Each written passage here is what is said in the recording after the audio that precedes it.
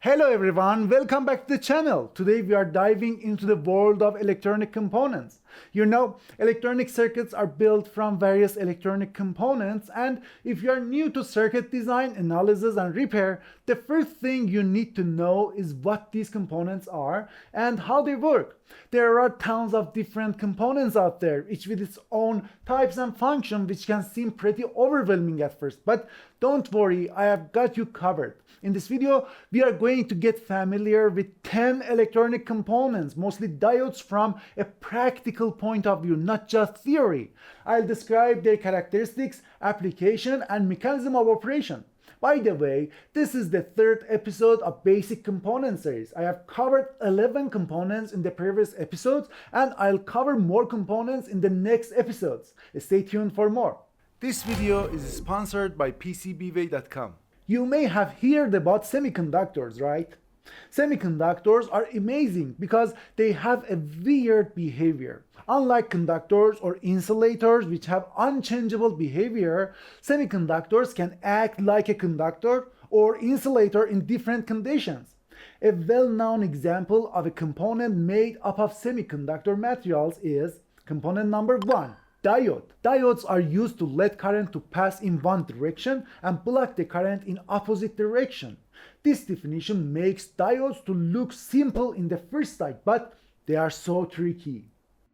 This is a schematic symbol of a diode. It has two pins, the cathode pin or negative and the anode pin or positive. If you apply a positive voltage here on the anode and negative voltage here on the cathode, then it will let the current pass through itself. We call this setup a forward bias setup. And if you apply a positive voltage here on the cathode and negative voltage here on the anode, then the diode will block the current. That setup is called a reverse bias setup.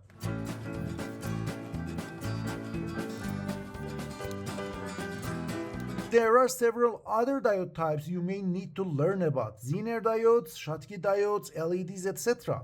If you replace this line with a shape like S, the first letter of Schottky, it becomes a Schottky diode symbol.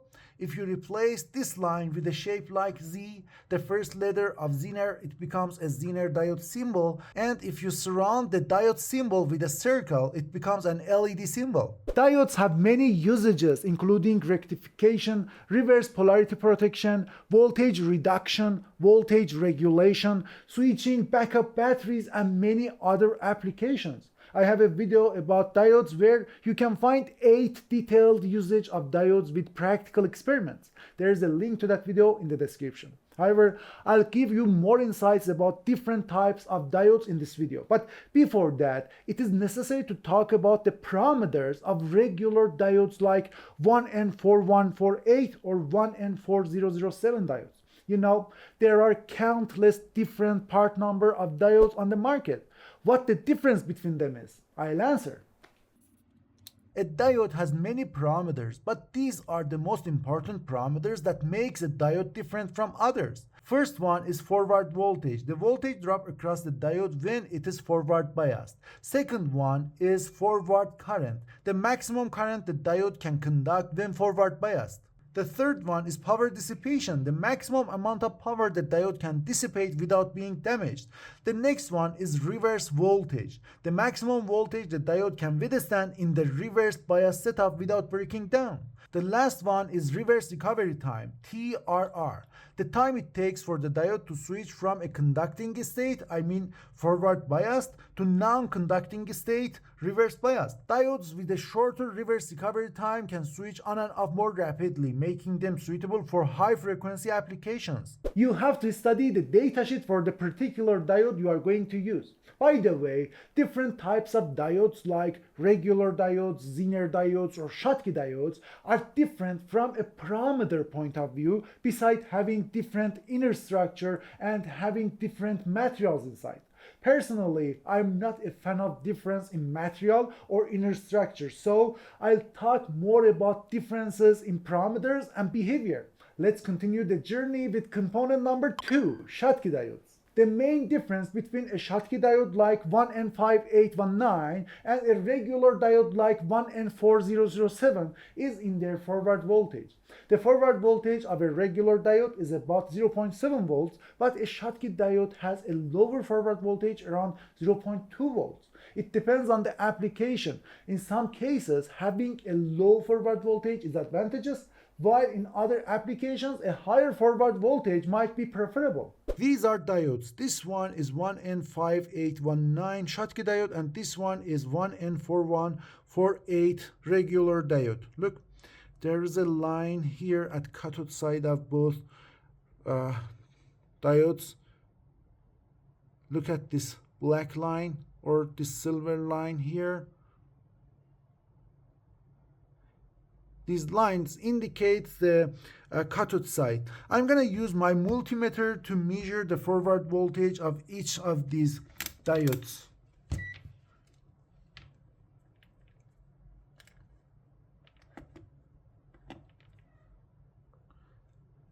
It shows that the regular diode 1N4148 has a forward voltage of 0.6 volts, while the Schottky diode 1N5819 has a forward voltage of 0.2 volts. 1N4148 is known for its low reverse recovery time and consequently its high speed and high frequency capabilities.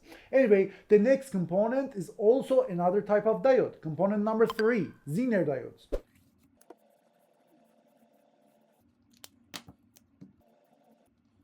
These are schematic symbols for Zener diodes. They look like just a schematic symbol of a regular diode, but similar to that of Schottky diodes, this line here is changed to Z, the first letter of the word Zener.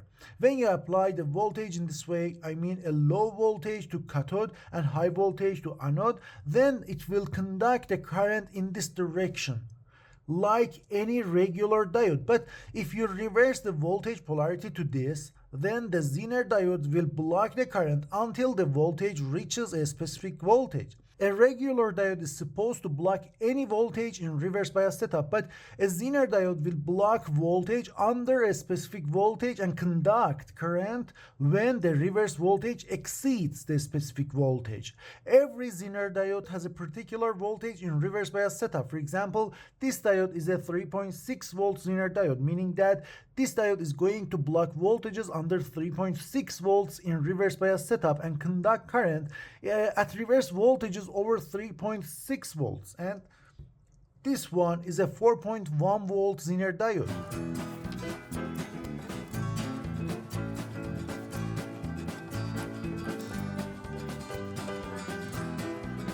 One of the major uses of Zener diodes is to use them to make specific voltages like this. In this example, the voltage at point A will be equal to 3.6 volts when the VCC voltage is higher than 3.6 volts, regardless of the exact voltage of the VCC. However, this is true for an ideal Zener diode, not a real one. A real Zener diode will generate a voltage close to 3.6 volts depending on the value of this resistor and exact voltage of the VCC. Another usage of Zener diodes lies on their voltage dropping capabilities, meaning that if you put a Zener diode in series with a voltage source like this one, you will get 8.4 volts out of 12 volts at output. You found that point interesting, right? It's worth liking, don't you think so? Like the video right now and subscribe to stay updated. Anyway, there is one important consideration when using diodes, especially Zener diodes: the current and power dissipation. You have to refer to the datasheet to see how much current the diode can withstand. Well, we have to move on to the next component. But before that, I want to introduce the sponsor of this video, PCBWay.com. I'm proud to introduce PCBWay because they are professionals in manufacturing PCBs. They offer wide range of services including PCB prototyping, CNC machining, 3D printings, and more. Submitting an order on their website is simple. You just need to sign up, fill out this form, wait for the invoice, pay the invoice, and then it's done. Your parcel is on its way to your address. Well, my friend, we are moving on to the next component. Let's discuss component number 4, LEDs. LEDs are considered as simple and trite components, but LEDs have several types, and we will consider some of them in few minutes. The most simple and popular form of LEDs are these 5mm and 3mm LEDs. This one is a special type of LED packaging that includes a red, a green, and a blue LED in a single package, and it's called an RGB LED. This lead, which is a bit longer than others, is a common anode and has to be connected to VCC. Then connecting other pins to ground will make the corresponding LED to turn on. Don't forget to put a resistor in series with the LED. Look, this is common anode. I'm gonna connect VCC to that, and I'm using a resistor here. This is red, this one is green, and this is blue, red, green. Regular and RGB LEDs are available in another packages like these SMD packages or other forms like these power LEDs. You have to consider the operating voltage, current drawn by the LED, and sometimes heat sinking when dealing with LEDs. LEDs are used for many purposes, indicating system status like what we have in internet modems for indicating the network status, or internet connection is a good example. Other usage is simulating sunlight, which is used in modern agriculture for making plants grow faster, and many other applications.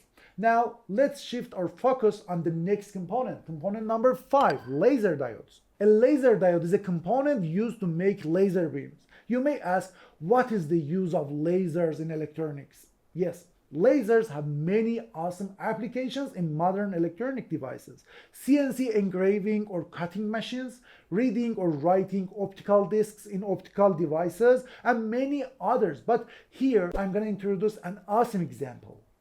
This is a schematic symbol of a laser diode, and this is an instance of laser diode. If you apply proper voltage to its leads, it will start generating laser beam.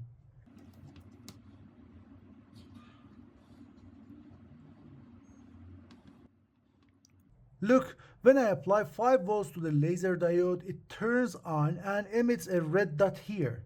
Look, this red dot can travel a long distance in the air without weakening, so we can use this laser beam for wireless data transfer over long distances. Let me give you an example.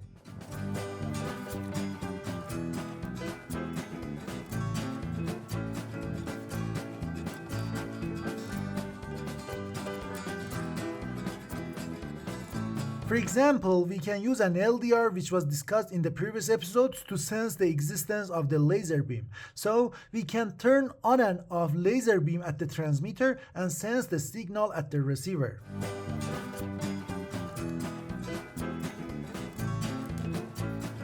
Also, we can make a laser intruder detection system by putting a laser diode on one side, pointing on receiver at another side of a gateway, and then checking the receiver for the laser beam. If an obstacle or intruder interrupts the laser beam, we can turn on an alarm or make other decisions. Also, laser diodes are used in modern laser welding machines, laser linears, etc. Okay, now we are turning our attention to component number 6, infrared transmitter. I'll start with the IR transmitter. It looks like a regular LED, and it is actually an LED, but if you try to turn it on, you will see nothing. Look here, I have connected the IR transmitter to the power supply through a resistor, and now you can see the IR light emitted from the IR transmitter, right? It's visible because you are looking at the device behind the camera. Look, this is a regular IR remote controller, and there is an IR transmitter on it here. Here it is, right? If you press any button and look at the transmitter using your mobile phone camera, you can see the IR light. Look.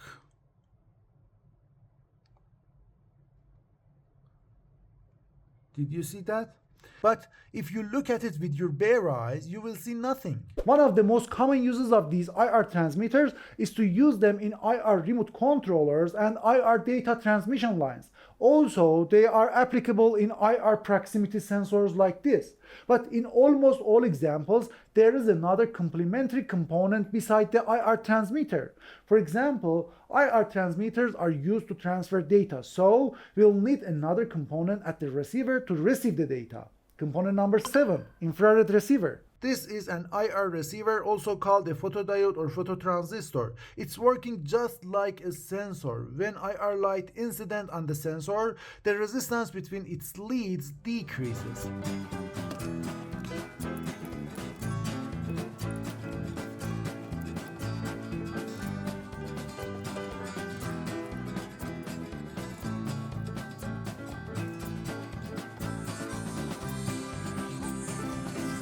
Now you can see that the device has a resistance across its leads, and the resistance is increasing when the IR light incident on the sensor is increasing. These IR receivers detect the amount of IR light in the environment, since almost anything in the environment generates IR light, like the sun, heaters, monitors, computers, and even your body. Detecting the light transmitted by the intended transmitter will be very difficult, if not impossible. So we need another scenario to detect signals from intended transmitters.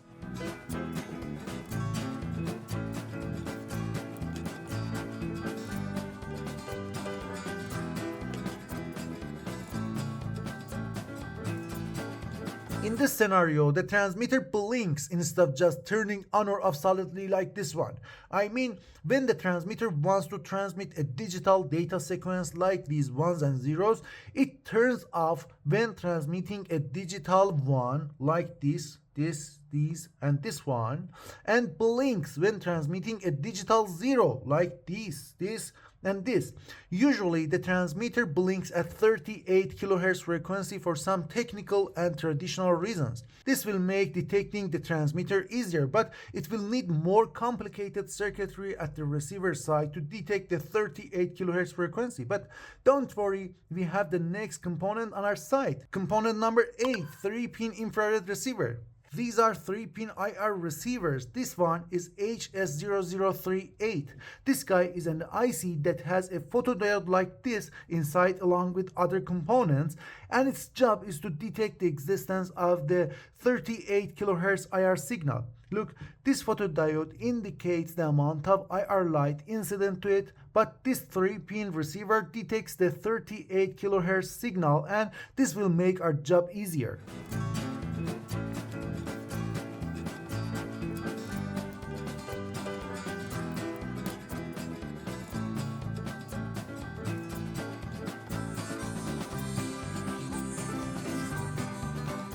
This is pinout of HS038 IR receiver. It has 3 pins: ground, VCC, and output signal. The output signal is something like open drain or open collector, so we have to put a pull-up resistor here.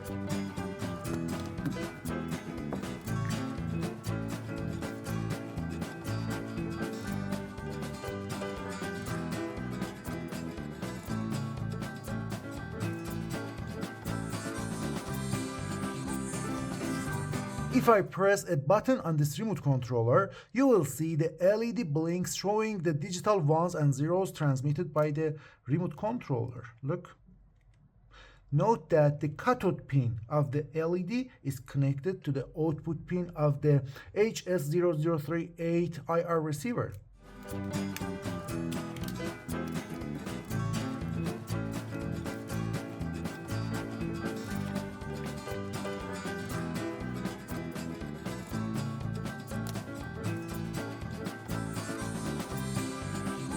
Sometimes an IR receiver should be placed beside the transmitter for some reasons. For example, for detecting objects, something like this proximity sensor module, or detecting lines in tracer robots. In cases like that, we can use the next component, component number 9, CNY70 reflective sensor.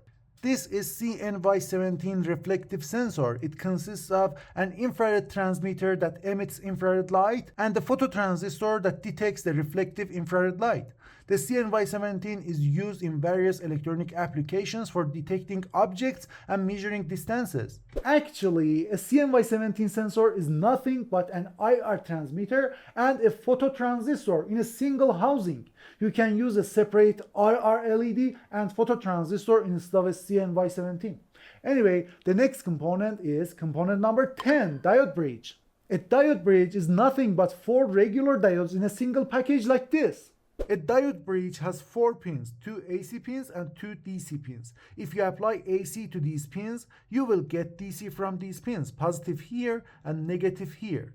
Diode bridges are available in many shapes and sizes. Look, all of these are diode bridges and all of them are doing the same job.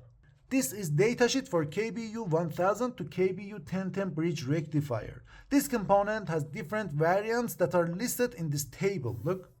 Each one has different parameters. The most important parameter for a diode bridge is the reverse voltage, which you have to consider. Another parameter of a diode bridge that is worth considering is the average rectified output current, which indicates the amount of current we can draw from the output. If you draw more than 10 amperes or apply voltage higher than these values here for each part, don't expect the device to operate normally. The last point about diode bridges is to consider to put a capacitor with proper voltage and capacitance at the output. You have to put in the capacitor to complete the AC to DC conversion. Anyway, there are many other types of diodes like allowance diodes, tunnel diodes, TVS diodes, etc. I don't think a beginner needs to learn about them right away, so I'll skip them. You can search for them yourself if you are interested in learning more. Okay. In the previous episode, I had covered several components, and in this video, I have covered 10 more components. This video was just an introduction to 10 components. Using these components in real-world projects require more knowledge and experience. I'll cover more details about each component in the project videos. Also, I'll cover more components in the next episodes. Well, my friend, this video is ending. I hope you enjoyed this video and learned something new. Thanks for watching. If you enjoyed this video and want to see more videos like this one, make sure to like and subscribe to my channel. See you in the next video. Have a good one.